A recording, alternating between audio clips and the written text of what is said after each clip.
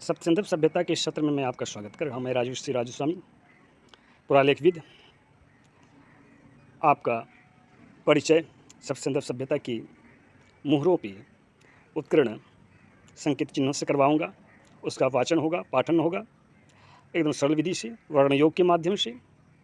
आप जानते हो सप्तसिंधु सभ्यता की मुहरों को, आपने उनको देखा है हड़प्पा और मोहनजोदड़ो की पुरास्थलों से उत्खननों में जो मुहरें प्राप्त हुई उनके समान लेख उत्कीर्ण हैं, उनके संकेत चिन्ह भी समान ही हैं। और कई विद्वान इन मुहरों का अध्ययन किया। बहुतों ने उनको चित्रात्मक पिक्टोग्राफ माना, बहुतों ने मोनोग्राफ, कोई एलोग्राफ, कोई अक्षरमालात्मक समझते हैं। सबका अपना अपना मत है। मेरा मानना है यह वर्णमालात्मक है और इसकी मुख्य वर्णाक्षर 40 हैं और इसका मैंने नामकरण किया है वैदिक नागलिंगा लिपि। यह मेरा एक अन्वेषण है। आपको उन विद्वानों से परिचय करा देता हूँ जिन्होंने इसके जो संकेत चिन्ह हैं उसका टेबुलेशन किया है। सर्वप्रथम आपके इरावतन महादेवन, उन्होंने सिंधु लिपि को 1977 ईस्वी में 7000 मुहरों का वाचन किया था और 419 चिन्हों को उन्होंने परिगलित किया और वो प्रमाणित करने की चेष्टा कर रहे थे कि यह अक्षरमालात्मक वर्णमाला संभव है। और उन्होंने चित्रलिपि के माध्यम से चित्रलिपि मान करके इसका अध्ययन किया था और इस ध्वन्यात्मक संकेत चिन्हों को अशोकपुरवाला ने 1994 में 386 संकेताक्षरों वाला बतलाया था, जबकि वेल्स के विद्वान हैं उन्होंने 2006 ईस्वी में इसके लगभग 694 से लेकर 709 संकेताक्षरों का अध्ययन किया। तो बहुतों का मत है विद्वानों का कि यह संकेताक्षर महत्तम अधिक से अधिक 250 हो सकती हैं यदि एक ही संकेतों की को विविध स्वरूप में जो उत्कीर्ण है उसको छोड़ दिया जाए। एक ही संकेताक्षर हैं, अलग अलग मुहर पर अलग अलग स्वरूप में उत्कीर्ण किए गए, तो उनको यदि छोड़ दिया जाए तो यह संकेताक्षर जो हैं मुख्यतः 250 ही हो सकते हैं।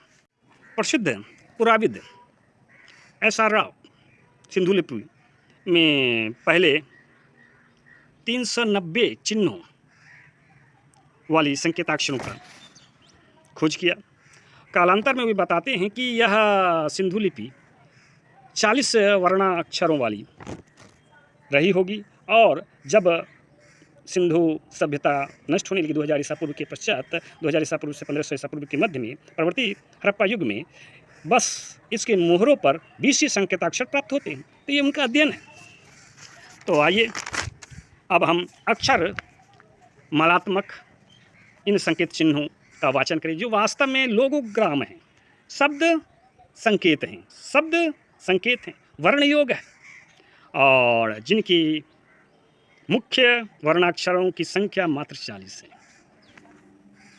हम लोग आज एनडी फुल्स की पुस्तक का सहारा लेंगे, कैटलॉग ऑफ इंडस साइंस। उनकी 4 सेट में विभक्त साइन चिन्हों का हम लोग अध्ययन करेंगे। साइन लिस्ट जो हैं संकेत चिन्हों की जो सूची है उसकी सेट 1 में आपके लगभग 50 संकेत चिन्हों का उल्लेख है जिसे आप देख रहे हो। संकेताक्षरों के इन चिन्हों की जो सूची है इनमें लगभग 45 संकेताक्षर चिन्ह जो आप देख रहे हो समान है, ऊर्ध्वाधर हैं रेखाएं। ऊर्ध्वाधर रेखाएं जो होती है कैसी होती, क्या कहलाती हैं आपके, ये आपके देख लीजिए सर्वप्रथम नागलिंगा वैदिक लिपि, उनमें ऊर्ध्वाधर जो रेखा है वह उकार का प्रतीक है। छोटी एक ऊर्ध्वाधर रेखा, उससे अधिक ऊर्ध्वाधर रेखाएं हैं तो सीधी रेखाएं हैं तो वह बड़ी उकार की संकेत करती हैं। तो इस प्रकार 1 से लेकर के 24 ऊर्ध्वाधर रेखाएं उत्कीर्ण की गई हैं भिन्न भिन्न मुहरों पर। ये जो आप देख रहे हैं कैटलॉग सूचियाँ, वो वास्तव में भिन्न भिन्न मुहरों पर उत्कीर्ण चिन्हों का एक तरह संकलन है जिसका यहाँ पर आप अवलोकन कर रहे हो।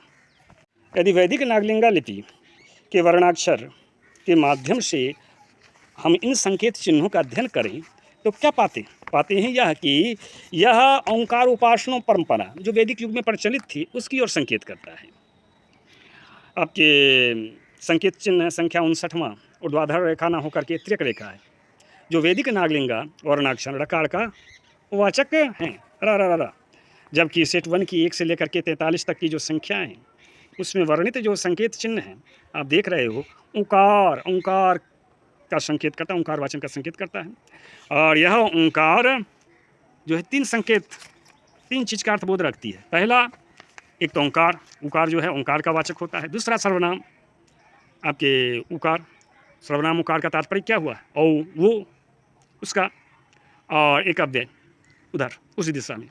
इस 3 प्रकार के अर्थबोध को यह ऊर्ध्वाधर रेखा क्या करती हैं, संकेत करती हैं, उसका अर्थबोध रखती हैं।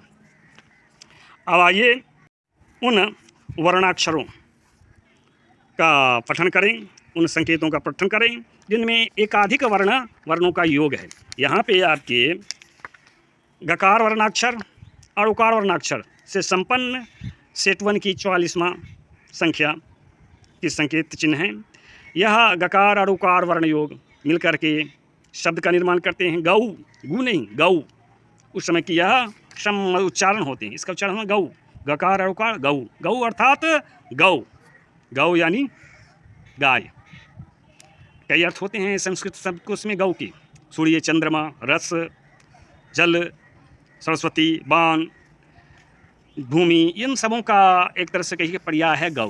तो मुहरों पर आप जब भी गौ उत्कीर्ण लेख पढ़ें, देखें तो उसका अनुवाद इसी रूप में आप कर सकते हो। अब आइए संख्या 46 का संकेताक्षर है, संकेत चिन्ह है, उसको पढ़ते हैं। यहाँ पे 2 वर्णों का योग है और इन 2 वर्णों में पहला जो है उकार है, बड़ी ऊ है, डबल है ना, ऊर्ध्वाधर, और फिर तिरछा त्र्यक सकार तालव्य स्व है।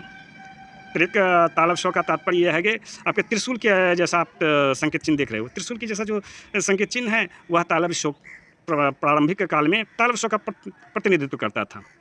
कालांतर में वह दंत स्व का हो गया, सकार सकार सकार, ये तीनों में परिवर्तन आपको प्राप्त होता है सप्तसिंधव मोहरों में। तो भिन्न भिन्न कालक्रम का यह प्रकटन करता। तो प्रारंभिक काल में जो सकार थी वह त्रिशूल द्वारा, तालव्य स्व जो था वह त्रिशूल के द्वारा सूचित होता था। तो वह तिरछी यहाँ पर देख रहे हैं, तो इसका तात्पर्य हो गया यह क्या चीज़ है, यह आपकी स्र स के साथ रकार वर्ण का योग एक साथ प्रकट कर रहा है। और इस प्रकार से वर्ण योग होगा उकार अस्र, उस्र, उस्र यानी कि गाय, उस्र यानी गाय। यदि हम इस सकार को मात्र सकार ही माने, सकार और अकार का संयुक्त चिन्ह माने, यानी कि सीधा ही माने इसे, तो भी उकार और सकार मिलकर के उषा अर्थात गर्मी, गर्म करना, यह अर्थबोध को प्रस्तुत करता है। अब सेट 1 का आप 47वां से लेकर के 50वां तक के ये जो संकेत चिन्ह हैं, इसमें हम लोग क्या पाते हैं, इनमें हम लोग 3 वर्णों का संयोग पाते हैं। 3 वर्णों का संयोग है। वह 3 वर्ण क्या है, क्रमशः है हकार, उकार, बड़ी ऊ एवं रकार। हकार, उकार और रकार, ये हम मिल करके एक वाक्य की रचना कर रहे हैं, एक वाक्य की रचना कर रहे हैं। एक वाक्य में कितने शब्द हैं, तो 3 शब्द हैं। वह 3 शब्द क्या क्या है आप पढ़ रहे हैं, हु, ऊ, उर, अर्थात हु यानी बुलाना, आह्वान करना, और ऊ यानी ओम, और उर यानी चित्त यानी ध्यान। तो आह्वान करें ओम, बोले ओम ध्यान पूर्वक। अब अगला सेट 1 का 51वां संख्या वाला संकेत चिन्ह है।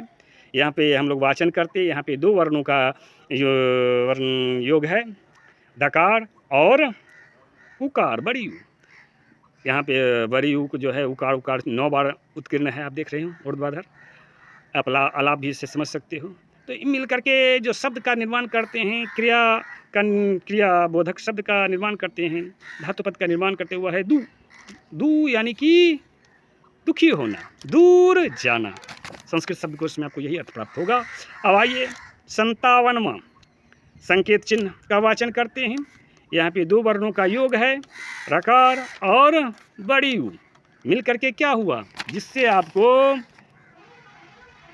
आपको जो शब्द में निर्माण हो रहा है वह एक वाक्य है। ऐसा ही आपको 47वां, 48वां, 49वां और 50वां इस तरह के संख्या वाली जो संकेत चिन्ह है उसमें भी आपको यही सब चीज़ प्राप्त हो रहा है। तो वाक्य क्या होगा ये पढ़ लेते हैं हम लोग। आइए उच्चारण करते हैं। रू ऊ और। रू यानी धातु पद है, बोलें। ऊ यानी ओम, और यानी ध्यानपूर्वक चित्त से। तो ध्यानपूर्वक बोलें ओम, यह अर्थबोध प्रदान करता है। सेट 1 के 58वां संकेत चिन्ह देखते हैं। 58वां इसमें उत्कीर्ण है 2 वर्णों का योग है, उकार एवं पकार। यहाँ पर पकार बकार के स्वरूप में उत्कीर्ण है। यह परवर्ती काल की मुहर हो सकती है, मुहरों पर प्राप्त होती है यह संकेत चिन्ह। तो वर्ण योग क्या होगा, ऊ पू ऊ, अर्थात ओम पवित्र करे ओम, है ना। 59वां संख्या वाली संकेत चिन्ह का वाचन करते हैं। यहाँ पे रकार प्रतीत होता है यह, और क्योंकि आपके ठप्पा विपरीत दिशा से उत्कीर्ण किया गया है। इन अध्ययन से, संकेत चिन्हों के वाचन से हम लोगों ने क्या पाया, स्पष्ट है, हम लोगों ने सिद्ध किया कि सप्तसिंधव सभ्यता कि जो भी संकेत चिन्ह हैं, जो मुहरों पे संकेत चिन्ह प्राप्त होते हैं, वह वास्तव में पठनीय है। पहली तो बात ये। वो पढ़े कैसे जा रहे हैं, तो वर्णमानात्मक दृष्टिकोण से पढ़े जा रहे हैं। जैसे अभी क ख ग घ का पढ़ते हैं, देवनागरी लिपि के माध्यम से पढ़ते हैं या ये रोमन लिपि के माध्यम से, उसी तरह पठनीय है वो। वह चित्रात्मक लिपि नहीं है, पिक्टोग्राफ नहीं है, ना मोनोग्राफ है, ना ही एलोग्राफ है, ना ही हायरोग्लिफिक है। हायरोग्लिफिक शब्द भी कुछ प्राप्त हो जाते हैं, लेकिन पूर्णतया नहीं। हाँ, यह ध्वन्यात्मक है, यह भी हम लोगों ने जाना। और साथ ही साथ इसकी भाषा का भी हम लोगों ने ज्ञान प्राप्त किया। इसकी भाषा क्या है, संस्कृत है। संस्कृत के आद्य स्वरूप को प्राप्त, जब आप मुहरों का वाचन कीजिएगा तो आद्य संस्कृत आप कहिएगा इसको, लेकिन संस्कृत भाषा है, संस्कृत भाषा के स्वरूप है। और अंत में हम लोग यह दावे के साथ कह सकते हैं कि सप्तसिंधव सभ्यता की प्रमाणिक लिपि जो है वह नागलिंगा लिपि है, जिसका अन्वेषण हमने किया। और इसे चूँकि वैदिक युग की यह लिपि है, तो इसे आप वैदिक नागलिंगा लिपि भी कह सकते हैं। पुनः मिलेंगे आप लोगों से।